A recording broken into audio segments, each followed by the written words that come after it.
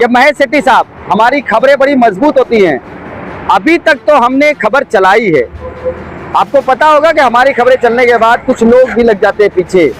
भाई ने जैसा बोला कि कुछ लोग वसूली करके निकल जा रहे हैं और ये ट्रैफिक नहीं खत्म हो रही है, तो आप याद रखना कि कोई वीडियो बना लिया तो फिर हम उसे भी चलाएंगे। और ऐसे बच्चे बहुत हैं। यहाँ से पिलार चौकी के आगे से गाड़ी खड़े होती है तो नायगांव तक खड़े रहती है, और आरटीओ वाले आते हैं तो सबसे पैसा लेते हैं।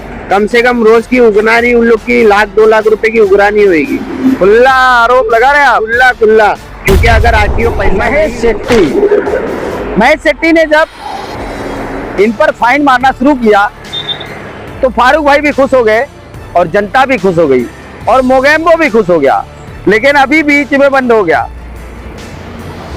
अब फाइन मारना बंद हो गया कि सिस्टम सेटलमेंट हो गया, ये समझ में नहीं आ रहा है। लेकिन इतना तो समझ में आ रहा है कि आंखें बंद हो गई है, दिखाई नहीं दे रहा है। News live the social media news platform, please subscribe and दोस्तों, आप देख रहे हैं इंकलाब लाइव में फारूक साहब, और इस वक्त मैं नाला सोपारा के सोपारा फाटा स्थित नेशनल हाईवे पर।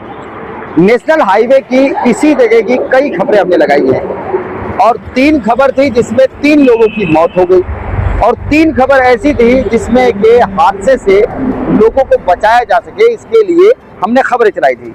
पहली खबर यहाँ पर यह लगाया गया था कि यहाँ स्ट्रीट लाइट बंद रहती है, तो यहाँ पर स्ट्रीट लाइट चालू हो गई। आप देख सकते हैं कोई स्ट्रीट लाइट चालू है और कोई बंद है, डिस्प्ले में देख सकते हैं, लेकिन चालू है। चालू है का मतलब चालू है, लोगों को रोशनी मिल रहा है, और इसी रोशनी में हम ये खबर बना रहे हैं। इसके बाद आपको दूसरी बात बताते हैं। दूसरी खबर हमारी थी नेशनल हाईवे जाम क्यों रहता है, तो जाम की जो समस्या थी उसका हमने दिखाया था कि ये पार्किंग जोन में बदल गया है, और हमारे साथ ये मित्र थे जावेद भाई, इन्होंने इस पर रोशनी डाली। और जब ये खबर हमने चलाई तो इस खबर के बाद आरटीओ डिपार्टमेंट जाग गया। 3 दिन लगातार खड़ी गाड़ियों पर कार्रवाई की गई और उन्हें बख्शा नहीं गया। ऐसे में नेशनल हाईवे खाली होने लगा और रास्ते चौड़ी हो गई, दिखने लगा। लेकिन फिर न जाने क्या हो गया है कि आरटीओ वाले दिखाई तो देते हैं, पर बाइक वालों के पास इन ट्रक वालों को क्यों नहीं देखते। ये देख लेते हैं आप, घास लदी हुई ट्रकें हैं और सड़क पर ये दोनों तरफ खड़ी हो जाती हैं। बीच में 20 फीट का रास्ता ये छोड़ देते हैं इंसानियत के नाते कि कोई गुजर जाए, लेकिन जब कोई दूसरी बड़ी वाहन आती है तो ये रास्ता सकरा हो जाता है। और रास्ते को लेकर क्या क्या समस्या आती है, हम जावेद भाई बात करेंगे। जावेद भाई, यहाँ तो आप रहते हैं, क्या समस्या है अभी? अस्सलाम वालेकुम, नमस्ते। मैं जंग जागृति फाउंडेशन से जावेद शेख, युवा जिला अध्यक्ष हूँ। बहुत टाइम पहले मैंने आपको बुलाया था, हम लोग ने लेटर डाले थे महेश शेट्टी पीआई साहब के पास। तब आपके चैनल पे चलने के बाद जब उनको वीडियो भेजा है, मैं आपको रोकूंगा। ये देखिए, ये आ रहा है, ये देखिए, ये देख रहे हैं आप, ये इस तरीके से आते हैं और ये खड़ी कर देते हैं, और इनके खड़ी करने के बाद ये पूरे रात और दिन खड़े ही रह जाते हैं, और ये खड़े होने के बाद ट्रैफिक का जाम लगता है। बोलिए जाते। तो गाड़ियां जब खड़े होने लगी तो हम लोग ने महेश शेट्टी साहब को बोले कि सर ऐसा है, यहाँ गाड़ियां खड़े रहती है। तो उन्होंने 3 दिन लगातार, आपके चैनल के चलने के बाद 3 दिन लगातार यहाँ पे गाड़ियों के ऊपर फाइन मारे, बहुत फाइन मारा गया इधर। उसके बाद हल्का हल्का करके आरटीओ वाले जब आने लगे इधर, जैसा आपके चैनल पे चला, उसके बाद आते 2 मिनट ड्राइवर से बात करते, क्या मालूम क्या पैसा लेते देते, उन लोग निकल जाते अपना।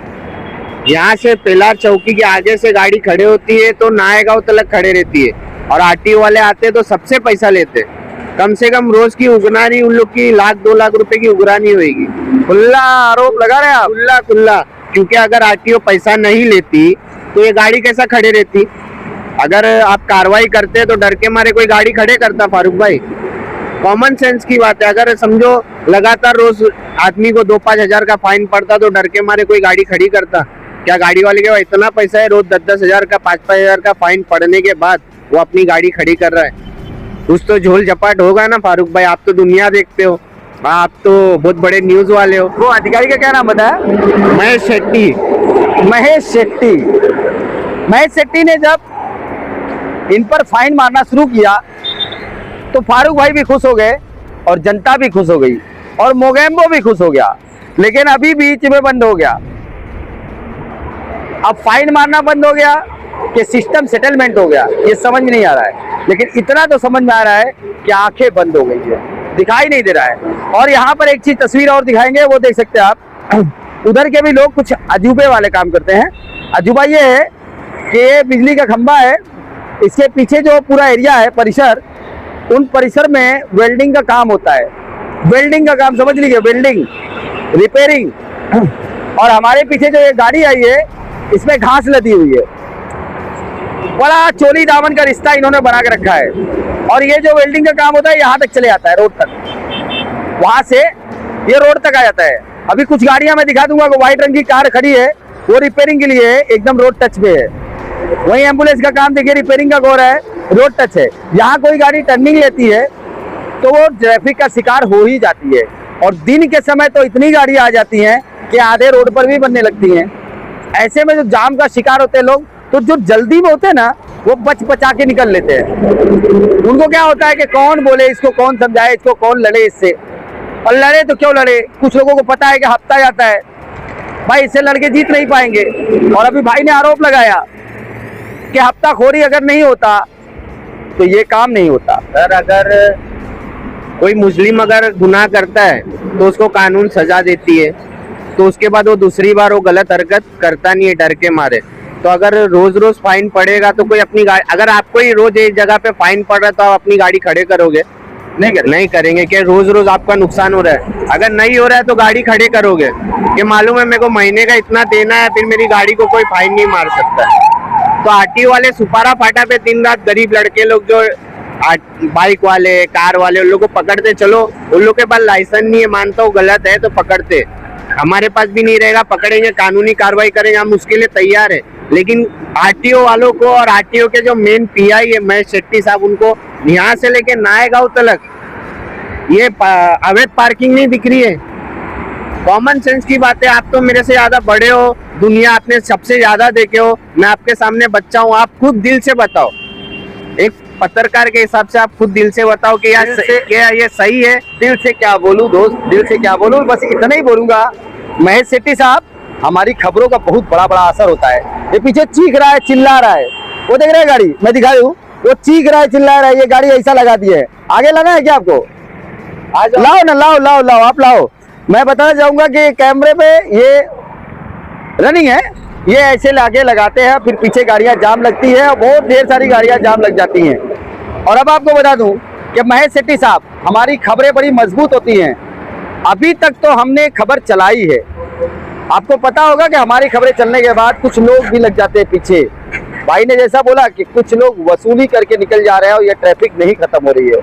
तो आप याद रखना कि कोई वीडियो बना लिया तो फिर हम उसे भी चलाएंगे। और ऐसे बच्चे बहुत हैं और ऐसे लोग बहुत हैं जो आपकी गलतियों की वजह से जिंदगी गंवा चुके हैं। उनका परिवारजन यही रहता है और वो ऐसी गलतियां बर्दाश्त नहीं करेंगे। तो हमारी खबरें चलने के बाद आपको सतर्कता बरतनी पड़ेगी। सतर्कता इस बात की बरतनी पड़ेगी कि आपको सही डिसीजन लेना पड़ेगा और इन समस्याओं से समाधान दिलाना पड़ेगा।